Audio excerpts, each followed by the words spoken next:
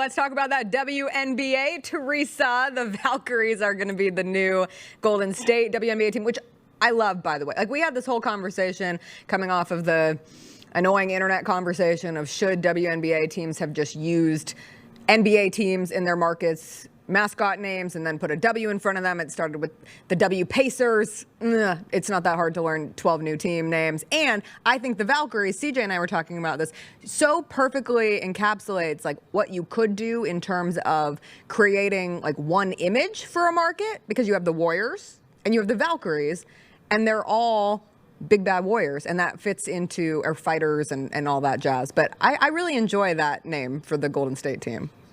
I like it. I love the video that they did to announce the name.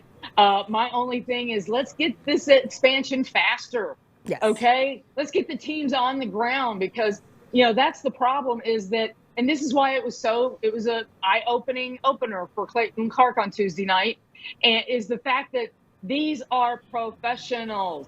You know, she's not going up against teams that have some 18-year-old freshmen at point guard or something like that. These are grown women who they're all the way the W is, and with the little bit of expansion that they've had, it's essentially all-star games every time you play a game, because they're still so tight. So it's nice that they're finally doing an expansion. And I had a story yesterday looking at, the Minnesota Lynx coach, Cheryl Reed. She's going to be the U.S. Women's Olympics coach in Paris this year. And she said that, this could be a tsunami moment if they do make all the right moves and are innovative with how they do business. And the Valkyries, I think that's a step in that innovative path, and make that connection with fans and build on this. Because, I was on some Zooms last week with the WNBA season getting ready to start, and Diana Taurasi said, this is her 20th of the 28 seasons. She's seen the W have moments that slip through the cracks. With the rookie class they've got this year, Angel Reese, okay, so Caitlin Clark didn't come in and do what Candace Parker did and score 34 in her first game. Well, Candace Parker Candace was playing at an earlier stage of the W, when women's parity in college basketball isn't what it is today. There are people cut from these rosters who could easily go fill 2 to 4 more teams. Let's get it done. Yeah, I thought another example of that was last night in the Sparks Dream game, and you had both Cameron Brink and Rickea Jackson. Rickea Jackson out of Tennessee, Cameron Brink out of Stanford, 2 rookies making their debut. And who do they have to go up against inside? It's Tina Charles.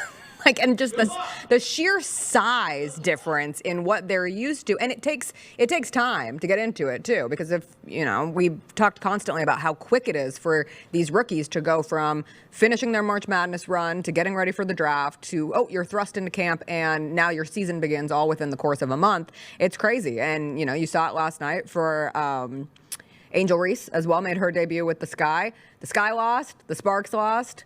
There are learning curves to be had, but I do still enjoy seeing the concentration of it on my timeline. Like, the fits are fitting. You see the fashion moments from them. You see the conversation churning in a way that I don't think it has before, Teresa. And I think it's pretty clear that this feels different this year.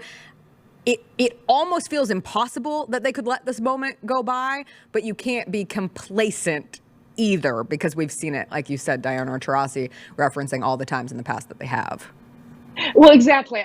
My social last night was filled with the fit that the ladies were coming to work with. We've seen it for years in the NBA. Now we're seeing it with the women getting to show off their fashion sense. And so, yes, here's the keys. They could opt out of their contract at the end of this season if they want to renegotiate. And then next year, they're tied with the NBA with their TV rights. Do they break away? Do they, they should be with 2 years to show what this class can do, and the expansion as well. Guess what? Do they stick with the NBA or do they say, you know what, ESPN, we want our own deal? And I saw that the ratings for Tuesday night on ESPN, The Deuce, was outdrawing the NHL playoff game on ESPN. So they're having a moment, and they've got deals with Ion, you name it. They're doing a lot of stuff. But yes, carpe diem, seize this moment, and let's see where they can go, because the women have been coming. The parity is in women's college basketball, and we need more product, more teams, more games. Let's do it. 2.1 million people watched Fever Sun the other night in the WNBA. The Jessica Benson Show with CJ Hart, live every weekday at 8 a.m.